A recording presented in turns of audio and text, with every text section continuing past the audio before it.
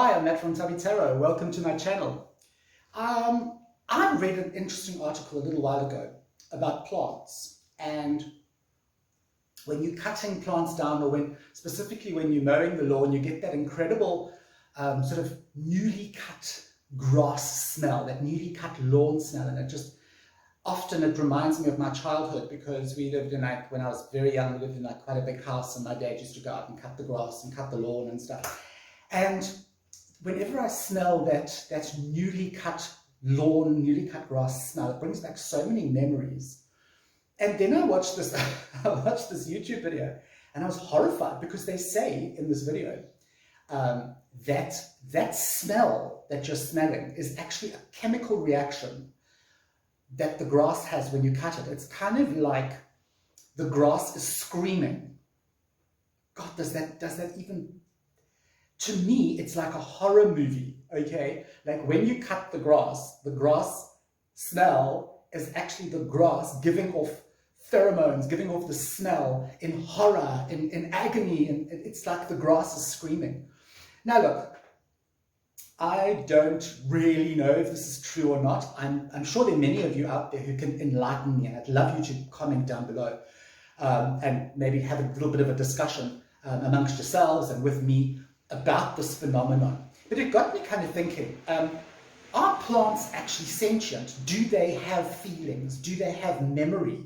Are plants alive in the sense that animals and human beings are alive? Do plants have a soul? And if they do have a soul, where does it go to when plants die? What happens?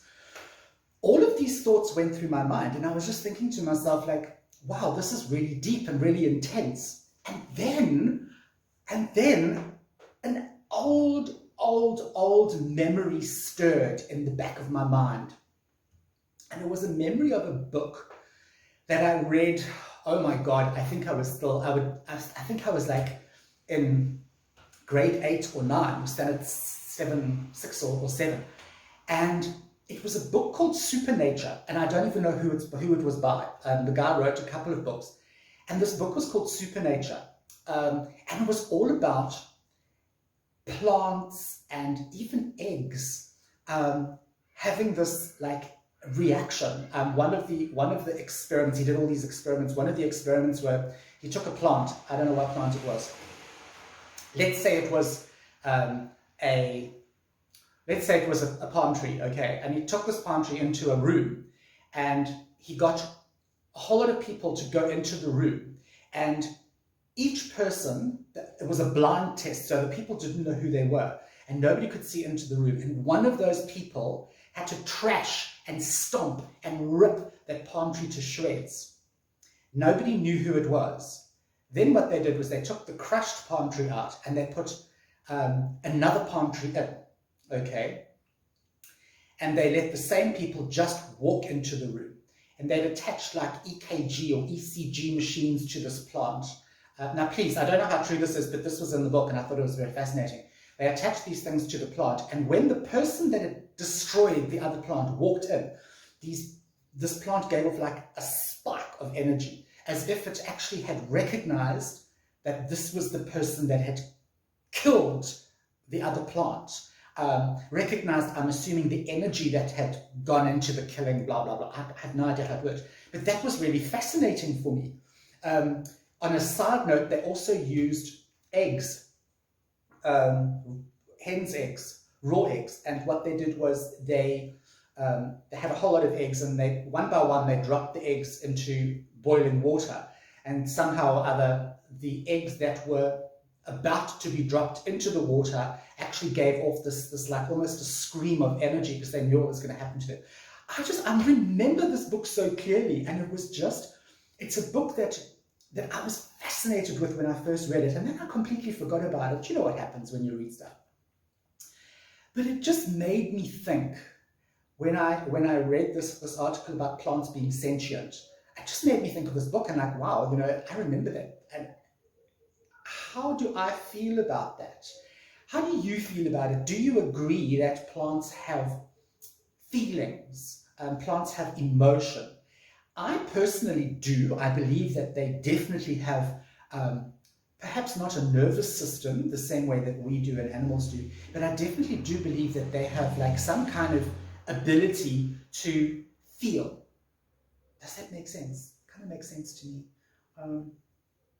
I don't know what it is. It's obviously not a nervous system, but I mean, if you look at a time lapse of a plant growing, it actually feels its way. A plant, especially a creeper, will feel its way. Boop, boop. No, I'm not going there. Okay, let me go this side. Boop, boop.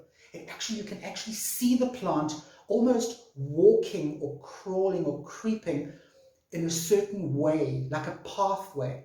And you can go and check this out on YouTube or Google it or whatever. That I definitely believe that the plant is actually feeling its way, and it has the ability to choose the path that it goes to. You know, I mean, I'm sure that many of you have seen, we all have, we've seen when we do grow a creeper, say, up a wall. Why doesn't the creeper just grow in like a, oh shit, I've just knocked my arm. Why doesn't the creeper just grow like a curtain, you know? Why does it take those little pathways and intricate little things? When you, I'm sure many of you have put like string or wires on the wall to guide the plant. Why do we do that? Because then the plant maybe take that way, or the plant will go up here, or part of the plant will go there. Why doesn't the plant just go and grow up the wall? Because it is choosing its way, it's choosing a path. There are some of you, and I know there are many of you on my Instagram channel that follow me on Instagram, that are very, very into plants. I know there's a Instagram account that I follow, and the lady follows me back, at Rose Plants Things. I actually always thought your name was Rose Plantings, but it's actually Rose Plants Things. And it's fascinating because she takes photographs of the most beautiful, she shares the most beautiful photographs of her garden and whatever. And if you are watching, perhaps you could actually comment and give us like an inkling of what you think, because you're working with plants all the time. You're obviously very close to plants.